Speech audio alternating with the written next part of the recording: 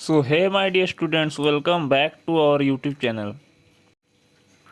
তোমরা অনেকে টাইটেল দেখে বুঝে ফেলেছো যে এটি একটি বুক রিভিউ ভিডিও হতে চলেছে। তো ছাত্রছাত্রীরা আজকে আমি বিসি দাস এবং বিএন মুখার্জির এই যে বইটি আছে এটি একটি খুবই হেল্পফুল, খুবই ইউজফুল বই। এইটার আমি রিভিউ করতে চলেছি। তোমরা রিভিউ বলতে বেসিক্যালি কী বুঝো? রিভিউ বলতে তোমরা বেসিক্যালি বুঝো যে বইটির মধ্যে কি কি অ্যাডভান্টেজ আছে অ্যান্ড কি কি ডিসঅ্যাডভান্টেজ আছে, এগুলোকেই বলা হচ্ছে রিভিউ। কি কি তোমরা সুবিধা পাবে বইটি পড়লে, তোমাদের কি কি অসুবিধার সম্মুখীন হতে পারে, এইটার সম্বন্ধে একটি ডিসকাশন, একটি আলোচনার এই ভিডিও হচ্ছে এই ভিডিওটি। তো বন্ধুরা, এই যে বিসি দাস আর বিএন মুখার্জির যে বইটি আছে সেটা কলেজ স্টুডেন্টদের জন্য খুবই ইউজফুল একটি বই। এই বইটি তোমাদের ফার্স্ট সেমিস্টার, সেকেন্ড সেমিস্টার বলো, ফার্স্ট ইয়ারের মধ্যে, সেকেন্ড ইয়ারের মধ্যে হচ্ছে third semester, fourth semester, third ইয়ারে আমাদের সময় কী ছিল, থার্ড ইয়ার অবধি ছিল। এখন তোমাদের নতুন নিয়ম অনুযায়ী তোমাদের চারটা ইয়ার হয়েছে। চারটা ইয়ারের মধ্যে যতগুলো সেমিস্টার আছে ওভারঅল সব সেমিস্টারের মধ্যে কিছু না কিছু মানে এই বইটার মানে পড়া দরকার প্রত্যেকটা সেমিস্টারেই। প্রথমে আমরা রিভিউ শুরু করব একবারে সূচিপত্র থেকে।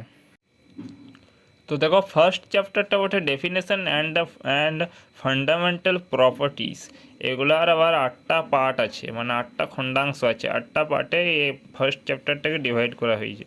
তারপর মেথড অফ দ্য সাবস্টিটিউশন, এইটার আবার এই চ্যাপ্টারটার আবার অনেকগুলি ভাগ আছে, অনেকগুলি ভাগে ডিভাইড করা হয়েছে। তারপর থার্ড চ্যাপ্টার বটে ইন্টিগ্রেশন বাই পার্টস। ফোর্থ চ্যাপ্টারে আছে স্পেশাল ট্রিগনোমেট্রিক ফাংশন। ট্রিগনোমেট্রি মানে তোমরা জানো, ত্রিকোণমিতিটাকে আমরা ট্রিগনোমেট্রি বলে থাকি ইংলিশে। তো সেই স্পেশাল মানে বিশেষ, ট্রিগনোমেট্রিক মানে হচ্ছে ত্রিকোণমিতিক, আর ফাংশন মানে হচ্ছে অপেক্ষক। যেমন লগ এক্স একটা অপেক্ষক হতে পারে, তোমরা ক্লাস 11-12 জেনেছো। যেমন এফ অফ এক্স একটা অপেক্ষক হতে পারে, জি অফ এক্স একটা অপেক্ষক হতে পারে। তোমার বিভিন্ন ধরনের অপেক্ষক হতে পারে, যেমন সাইন এক্স, কজ এক্স, এগুলো অপেক্ষক হতে পারে। তো দেখো বন্ধুরা, এই হাইপারবোলিক ফাংশন এটা as compare as any other part of this chapter, এই যে এই হাইপারবোলিক ফাংশনটা আছে, এই যে এই চতুর্থ অধ্যায় মানে ফোর্থ চ্যাপ্টারের অন্যান্য পার্টগুলির তুলনায় একটু মানে ডিফিকাল্টি লেভেলটা একটু বেশি ওঠে। তারপর নেক্সট ফিফথ চ্যাপ্টারটা কী আছে দেখি। নেক্সট ফিফথ চ্যাপ্টারটা আছে রেশনাল ফ্র্যাকশনস। রেশনাল ফ্র্যাকশনসে বেশি পার্ট নেই। প্রথম পার্টে আছে integration of the rational fraction. তারপরে টু স্পেশাল কেসেস, মানে দুটি এক্সেপশনাল কেস যেগুলোকে স্পেশাল কেস বলা হয়। তারপরে থার্ড পার্টে কী আছে, ইন্টিগ্রাল অফ দ্য ফর্ম। আর এটা তো তোমাদের এক্সারসাইজ আছে, এই চতুর্থ পার্ট যেটা বলছি না, ওটা তোমাদের নিজেকে করতে হবে, নিজেকে সলভ করতে হবে। ওই কিছু এক্সট্রা প্রবলেমস দেওয়া আছে, ওই প্রবলেমগুলিকে তোমাদেরকে নিজেদিকে সলভ করতে হবে। তোমাদের রেশনাল মানে হলো মূলদ, ইনরেশনাল মানে অমূলদ, এটা তোমরা আগেই জেনেছো ক্লাস 9-এ। স্পেশালি আইসিএসসি বোর্ড আর সিবিএসসি বোর্ডের স্টুডেন্টরা খুব ভালো করেই জানো, কারণ তারা বাংলাটার সাথে ইংলিশের নামগুলো মানে ইংলিশ চ্যাপ্টারে ইংলিশ নামগুলো খুব ভালো করে জেনে এসেছো। আর যারা ডাব্লিউবিবিএসসি বোর্ড আর ডাব্লিউবিসিএইচএসসি বোর্ডের স্টুডেন্ট আছো বাংলা মিডিয়ামের, তাদের জন্য একটু নতুনত্ব মনে হলেও হতে পারে। রেশনাল, আর রেশনাল মানে তো বললাম মূলদ বটে। আর ফ্র্যাকশন মানে কি, ফ্র্যাকশন মানে হচ্ছে ভগ্নাংশ, যেটাকে পি বাই কিউ আকারে, মানে উপরে একটা লব নিচে একটা হর মিডিলে এমনি একটা দাগ, ওইভাবে ভগ্নাংশ আকারকে বলা হচ্ছে ফ্র্যাকশনস। আর ইনরেশনাল ফ্র্যাকশনস মানে কি, ফ্র্যাকশন আর ইনরেশন এগুলা অলমোস্ট দুটি ডিফারেন্ট ওয়ার্ড, দুটি ভিন্ন শব্দ। ইনরেশনাল মানেই সেটা, যেমন √2, √3, √5, √7, এগুলোকে আমরা ইনরেশনাল নাম্বার বলে থাকি, যেগুলোকে পি বাই কিউ আকারে প্রকাশ করা যাবে না। তবে পি বাই কিউ, এখানে পি আর কিউ অখণ্ড পূর্ণ সংখ্যা বলা যেতে পারে, কিন্তু অখণ্ড পূর্ণ সংখ্যা না হয়ে যদি লব আর হরের মধ্যে একটা অমূলদ হয়ে যায় আর একটা মূলদ বা দুটাই অমূলদ, তাহলে ওটা ইনরেশনাল ফ্র্যাকশন এক্সেপশনালি হতে পারে। তো বুঝতে পেরেছো, আশা করি বন্ধুরা তোমরা আন্ডারস্টুড করতে পেরেছো যে ইনরেশনাল মানে হচ্ছে অমূলদ সংখ্যা। যদি একটা ফ্র্যাকশন মানে পি বাই কিউ হয়, যেখানে পি লব ও কিউ হচ্ছে হর, তাহলে পি ও কিউ যদি ইন্টিজার নাম্বার হয়ে থাকে তাহলে কিন্তু এই দুটা অপোজিট ওয়ার্ড হয়ে যাচ্ছে, ইনরেশনাল আর ফ্র্যাকশনটা। কিন্তু ফ্র্যাকশনের মধ্যে পি বাই কিউ আকারের একটি ফ্র্যাকশন যদি হয় যেখানে পি লব ও কিউ হর, তাহলে তাহলে সেক্ষেত্রে ইনরেশনাল ফ্র্যাকশন হতে পারে। এটা পুরাপুরি আমি তোমাকে অ্যালজেব্রার নিয়ম অনুযায়ী বললাম, বীজগণিতের নিয়ম অনুযায়ী, বাট এটা হচ্ছে ক্যালকুলাস। পুরা বইটা একটা জিনিস খেয়াল করবে, এটা হচ্ছে ক্যালকুলাসের পুরো ব্যাপার। এত বেশি বেসিক জিনিসগুলো এটার মধ্যে অ্যাপ্লিকেবল নয়। রেশনাল ফ্র্যাকশনস আর ইনরেশনাল ফ্র্যাকশন, এটা শুনতে যতটা সিম্পল মনে হচ্ছে আর যতটা ইজি মনে হচ্ছে ততটা সিম্পল বা ইজি হবে না। তার কারণ এটা পুরো বইটার উপর ক্যালকুলাসের উপরে বেস করে তৈরি হয়েছে। ক্যালকুলাস মানে তোমরা জানো ক্লাস 11-12-এ one of the most tough chapter অনেকে বলে থাকবে, বা টাফ ইউনিট ক্যালকুলাসটাকে। তো এটা আস্তে আস্তে বইটা পড়তে পড়তে তোমাদের মানে প্র্যাকটিস হতে হতে, কোশ্চেন অ্যান্সার প্র্যাকটিস করতে করতে ওটা সোজা লাগতেও পারে।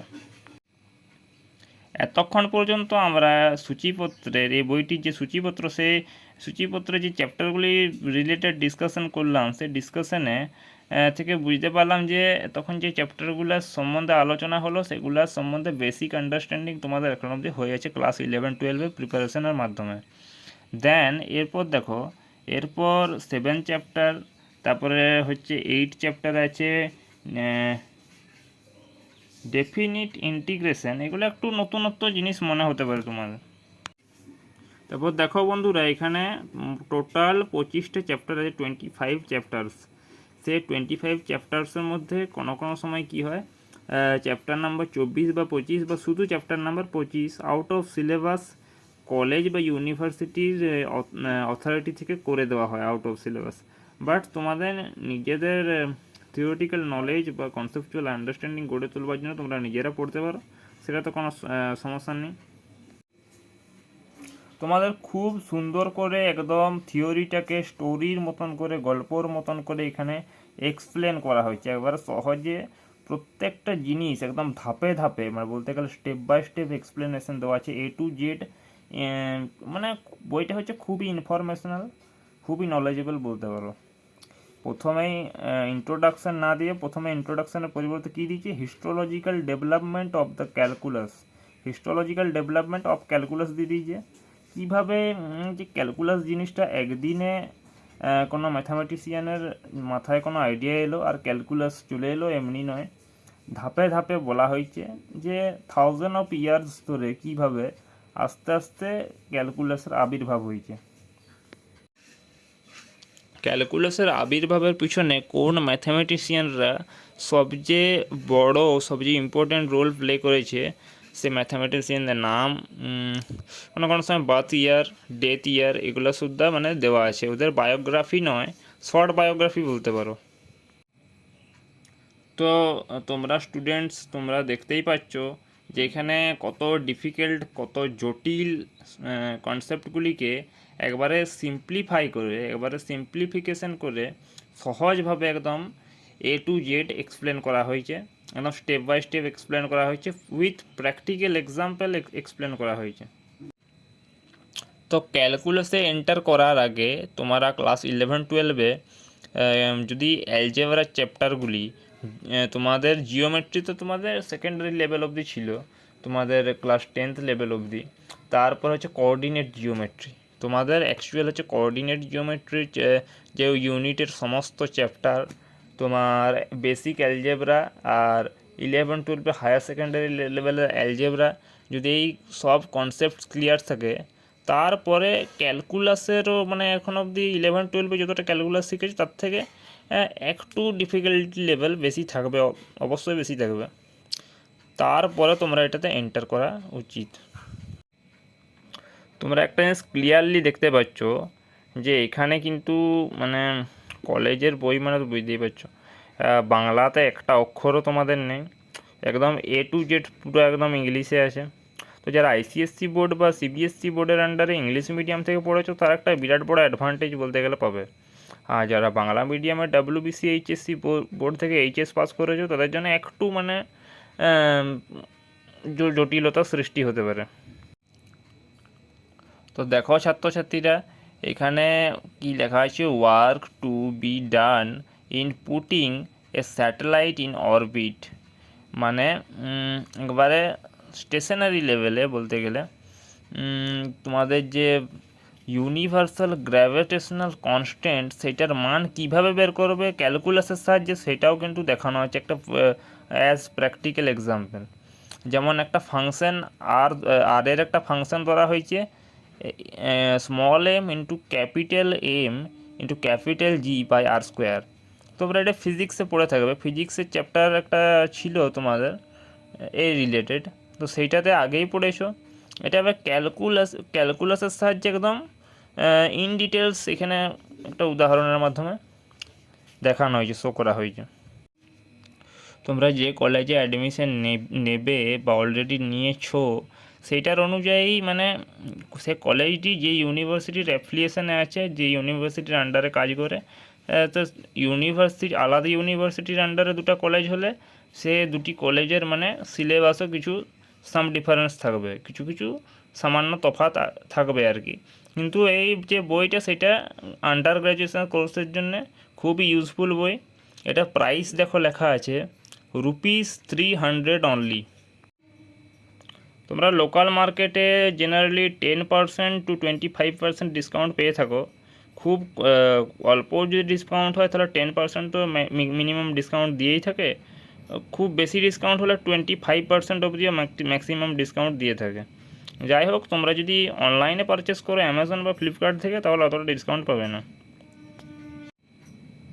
অনেক সময় কি হয়, এবছর তোমার যেটা কারেন্ট সিলেবাস, নেক্সট ইয়ারে যারা কলেজে অ্যাডমিশন নেবে তাদের জন্য সিলেবাসটা চেঞ্জ হয়ে যেতে পারে।